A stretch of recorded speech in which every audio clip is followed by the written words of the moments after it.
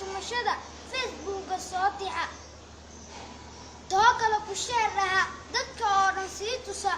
sharafteeda ku tunto walaashiis tacdiibiya waxaan kula talin lahaa inay toobad keenaan tubta toosan qaadaan tawxiidka ku dhagaan shaydaanka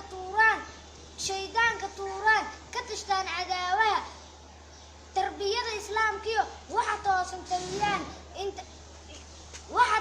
tabiyaan u turaan naftoodo kuwii tuma jiree tagay ku tusaale qaataan waxaad maanta tacbataa biri tiigsa doontaa taladayda qaado walaal gaalo tumashada sida xoolo isu tagay dadka taag ku xumaantooda dadka tusa taagi aan la soo dhihin commentina ha taabsiin sheer raba ku daynadi laag baa ka sii daran marna haba tacaawunin diintaada taageer taas baa wanaagsaneed walaal tur xumaantoo weligaa tixgeli rabbi taa waa dardaarane tixdaydaan hawaartee tusa caalamkooda tartamooyin sheer dhaha